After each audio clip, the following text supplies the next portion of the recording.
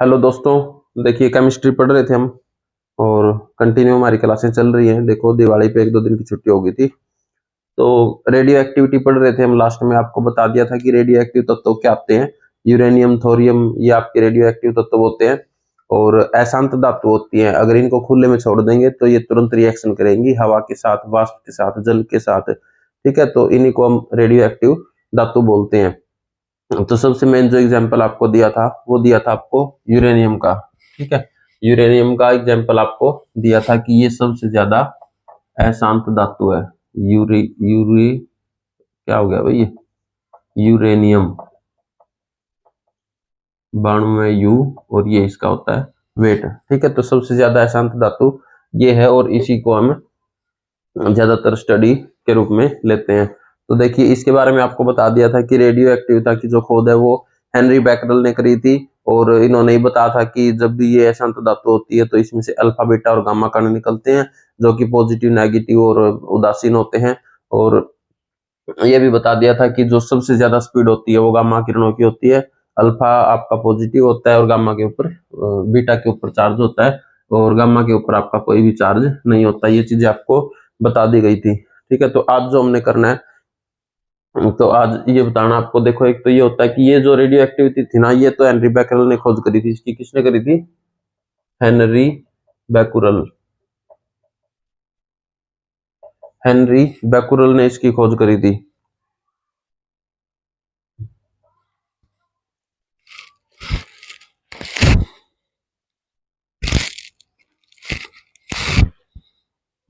ऊपर आ दी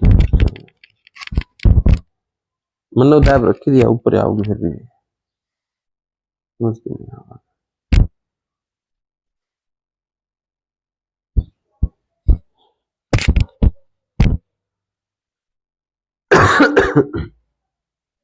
ठीक है, ये तो आपकी थी जो नेचुरल खोज करी थी।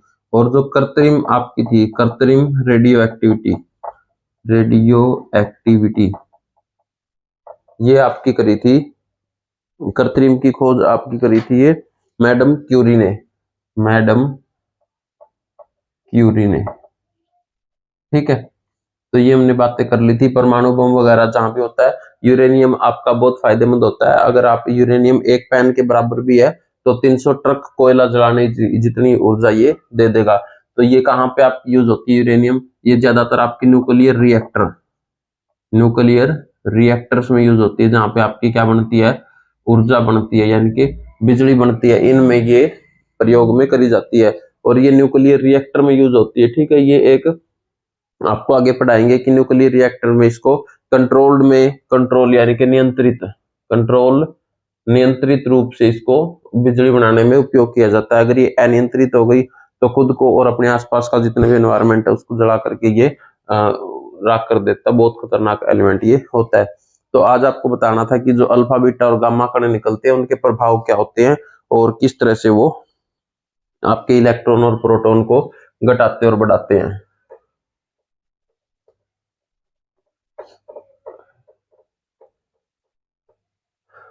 देखिए कोई भी अगर आपका तत्व है, कोई भी आपका तत्व कब रेडियो एक्टिव होगा? रेडियो एक्टिव, रेडियो सक्रिय कब रेडियो सक्रिय होगा? जब इसके न्यूट्रॉनों की संख्या, जब इसके न्यूट्रॉनों की संख्या आपकी 1.5 गुना हो जाए किसके? इसके प्रोटॉनों की संख्या से। ठीक है, मान लो कोई एक एलिमेंट है, उसके अंदर प्रोटॉन तो है 10 और उसके अंदर न्यूट्रॉन है, मान लेते हैं प्रोटॉन तो है इसके अंदर 10 और न्यूट्रॉन है इसके अंदर 15, तो ये इसके 1.5 गुना होगी। तो ये जो एलिमेंट होगा ना, ये जो एलिमेंट है वो आपका रेडियो एक्टिव तत्व होगा। यानी कि ये इसके लिए एक कंडीशन हो गई है, कोई भी तत्व आपका रेडियो एक्टिव तत्व होगा अगर इसके न्यूट्रॉनों की संख्या इसी के प्रोटॉनों की संख्या के 1.5 गुना हो।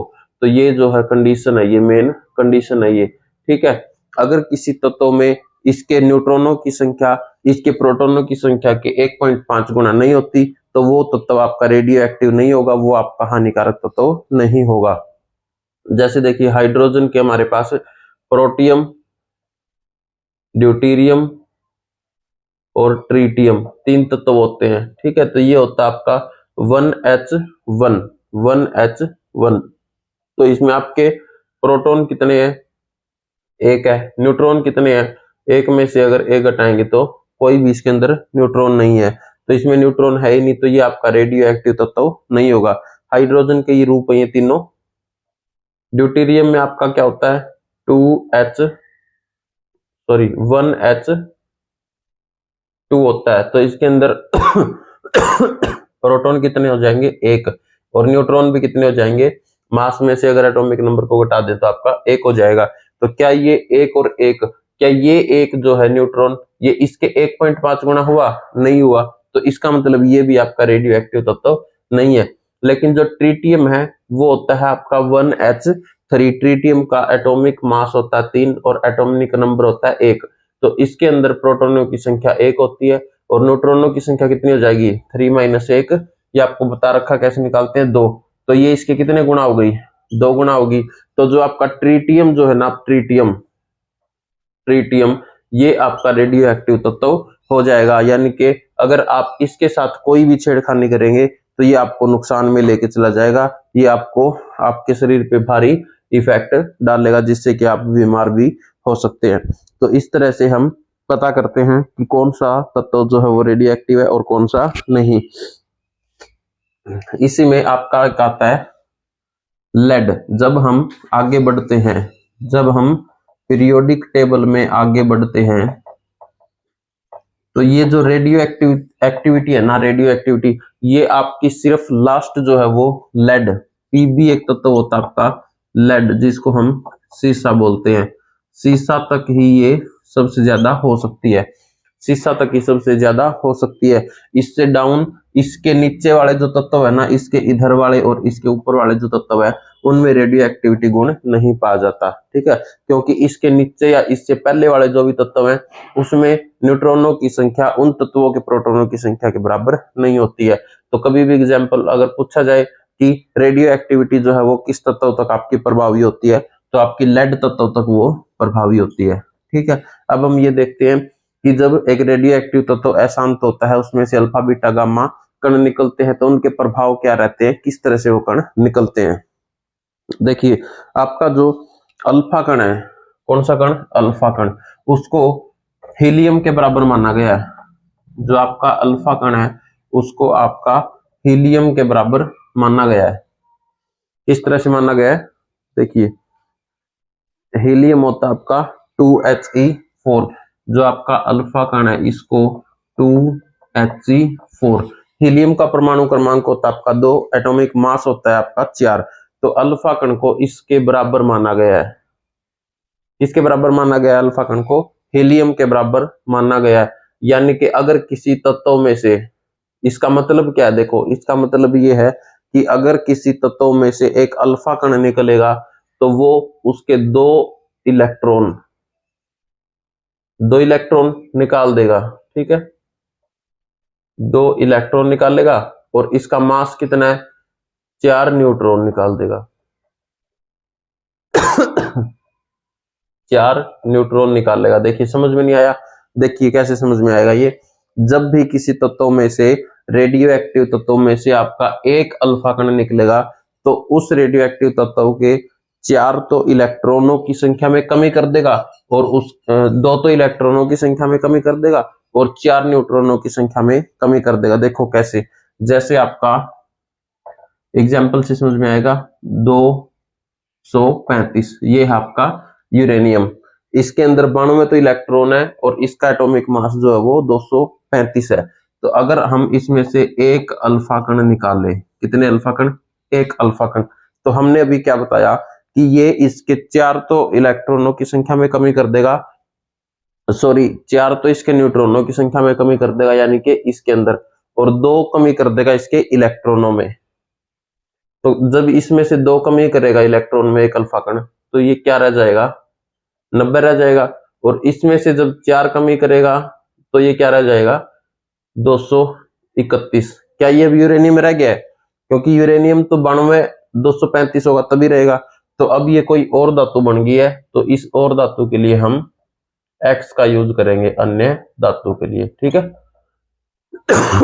तो इस तरह से जब हम किसी धातु में से अल्फा कण निकालते हैं तो वो इस तरह से बन जाती है। अब मान लो इसी में देखो 90x 231, अगर हम कहें इसमें से एक और अल्फा कण हमने निकालना है तो एक और अल्फा कण इसमें से निकालो, किसी को कोई दिक्कत है?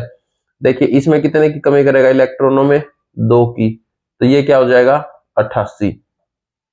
ठीक है, अब ये जो धातु है ना, ये जो धातु है, क्या ये यही धातु रहेगी? नहीं रहेगी, तो ये कोई और धातु बन जाएगी, तो इसको y ले लेते हैं। 88 y, इसमें कितनी कमी करेगा? 4 की, तो 88 y 227। तो इस तरह से ये इलेक्ट्रॉनों में कमी करता है। देखिए ये चीजें हमें समझ में नहीं आती थी जब हम +1 2 में थे, तो ये चीजें हमें समझ में नहीं आती थी। इनको रटते थे हम कि 90 होता है तो 88 हो जाएगा, 92 है तो 90 हो जाएगा, 26 है तो 24 हो जाएगा, इनको रटते थे। लेकिन आपके लिए ये बहुत अच्छी बात है कि आप इन चीजों को समझ पा रहे हैं। ठीक है, एक अल्फा कण इस तरह से निकलता है। जब भी आपको अल्फा कण निकालने को बोला जाए तो में से, तो उसके इलेक्ट्रॉनों में 2 कमी करेंगे और न्यूट्रॉन में 4 की कमी करेंगे। ठीक है, समझ में आ गया? चलिए अब हम देखते हैं कि बीटा कण, जब किसी भी रेडियो एक्टिव तत्व से आपका बीटा कण निकलेगा तो वो उस तत्व पर क्या इफेक्ट डालेगा।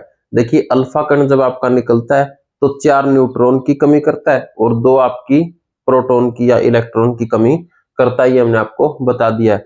अब जब बीटा कण निकलेगा किसी भी रेडियोएक्टिव तत्व में से तो वो उसके मास में कोई भी इफेक्ट नहीं डालेगा, मास पर उसके कोई भी इफेक्ट कम या ज्यादा नहीं करेगा। लेकिन जो उसका इलेक्ट्रॉन होते हैं, लेकिन जो उसके इलेक्ट्रॉन होते हैं ना, उसमें +1 की बढ़ोतरी ये कर देता है। यानी कि उसमें से जब भी बीटा कण निकलेगा तो एक इलेक्ट्रॉन उसका वो बढ़ा देगा। ठीक है, देखो कैसे बढ़ाता है ये, 92U235। ठीक है, इसमें से हमने निकाला एक बीटा कण। कितना कण? एक बीटा कण। तो हमने आपको बताया कि इसके मास में ये कोई भी इफेक्ट नहीं डालेगा, तो इसका मास क्या रहेगा? 235 सेम रहेगा। इसमें ये 1 की बढ़ोतरी कर देगा यहाँ पे। ठीक है, 1 की बढ़ोतरी करेगा तो कितने प्रोटॉन हो जाएंगे इसके? 93। और ये धातु क्या अब यूरेनियम रहेगी? यूरेनियम नहीं रहेगी, ये कोई चेंज होके एक्स धातु ये बन जाएगी। ठीक है, समझ में आ गया आपको कैसे बीटा कण निकलता है? देखिए अगर इसमें से हम कहें कि 3 बीटा कण और निकलेंगे, इसमें से कितने बीटा कण? 3 बीटा कण इसमें से और निकलेंगे, तो मास पर तो ये कोई इफेक्ट डालता ही नहीं, आपको पता ही है। इस पर तो ये कोई भी इफेक्ट नहीं डालता है, 235। अब ये एक्स है, इस पे इफेक्ट सॉरी, इस पे इफेक्ट डालेगा कितना? 3 बीटा कण निकलेंगे तो 3 इलेक्ट्रॉन को ये बढ़ा देगा, क्योंकि जब 1 निकलता था तो 1 इलेक्ट्रॉन को बढ़ा रहा है, 2 निकलेंगे तो 2 इलेक्ट्रॉन को बढ़ा रहे हैं। तो इसी तरह से जब 3 बीटा कण निकलेंगे तो इसमें 3 इलेक्ट्रॉन को ये बढ़ा देगा, तो ये हो जाएगा 96 और y, तो ये धातु आपको प्राप्त हो जाएगी। ठीक है, तो इसमें रटने के जैसा कुछ भी नहीं है। थोड़ा सा ध्यान देना, आपने ध्यान रखना है कि बीटा कण क्या निकाल रहा है, अल्फा कण आपका क्या घटा रहा है या बढ़ा रहा है। तो बस आप कैसे भी धातु दे दी जाए तो आप उसको इजीली कर सकते हैं, कोई भी इसमें प्रॉब्लम नहीं है। अब एक तत्व लेते हैं, उसमें से आप करके दिखाएंगे पहले, फिर मैं बताऊंगा कि इकट्ठे अगर हम अल्फा और बीटा कण निकालते हैं तो उस पर क्या इफेक्ट पड़ेगा।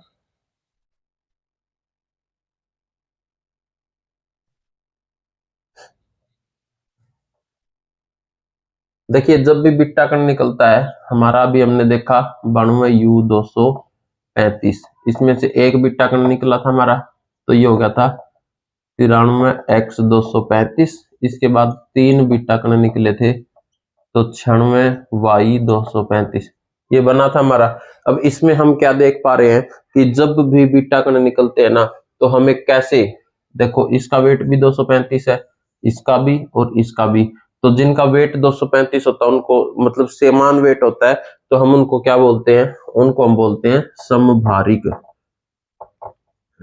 अर्थ क्या हुआ कि जब भी किसी तत्व में से बीटा कण निकलेंगे, सिर्फ और सिर्फ बीटा कण निकलेंगे, तो हमें उतनी ज्यादा मात्रा में समभारिक मिलते जाएंगे।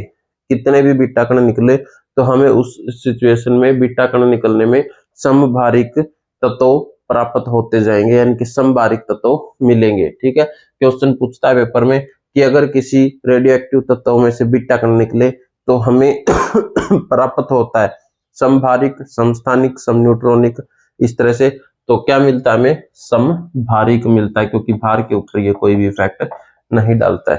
ठीक है, अब हम देखते हैं एक तत्व, उसमें से हम अल्फा और बीटा दोनों कण निकालेंगे। देखो ये कण लिया हमने 92U235, इसमें से हमने 2 अल्फा कण निकालने हैं और 1 बीटा कण निकालना है। ठीक है, चलो आप करके दिखाओ। 2 अल्फा कण यहां निकालेंगे और फिर यहाँ पे 1 बीटा कण निकालेंगे। ये आपका फाइनल आंसर आएगा। आप निकालो 92U235।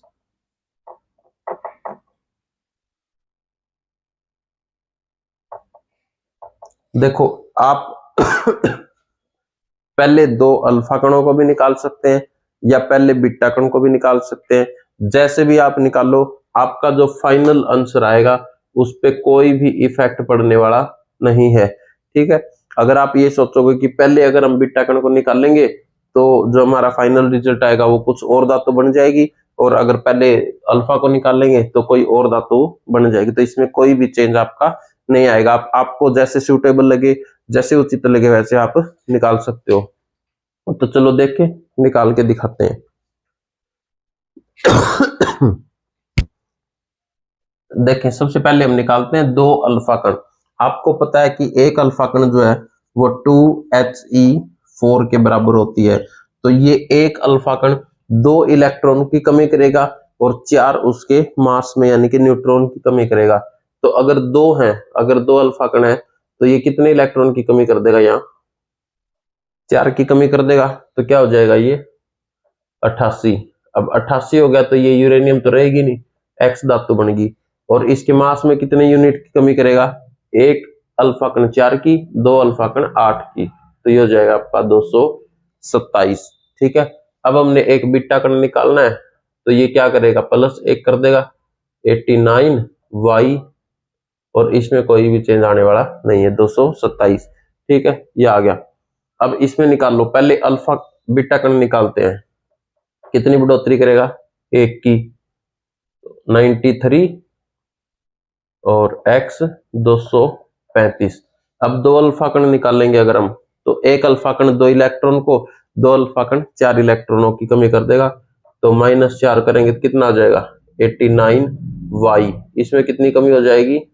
2 गुणा 4 8 की, तो 227। अब देखो इसमें से और इसमें कोई भी डिफरेंस है या नहीं है? तो कोई डिफरेंस आपको पहले ही बता चुका हूं, जैसे कि इसमें कोई भी डिफरेंस आपका नहीं आने वाला। ठीक है, इसको आप कंपैरिजन कर भी सकते हैं। ठीक है, तो ये था आपका कि किस तरह से अल्फा कण और बीटा कण निकलते हैं। देखिए जब हम करते थे तो कुछ भी समझ में नहीं आता था, तो आपकी अच्छी बात है कि आप लोगों को ये चीजें सीखने को मिल रही हैं, तो इसमें आप कोई दिक्कत आगे नहीं आएगी। ठीक है, तो ये कर लिया हमने। इसके बाद नेक्स्ट क्लास में करेंगे। अगर सेशन आपको अच्छा लग रहा है तो इसको लाइक शेयर भी करते रहिए, सब्सक्राइब भी करते रहिए, ताकि केमिस्ट्री में आपको कोई भी दिक्कत आने नहीं दूंगा मैं। धन्यवाद।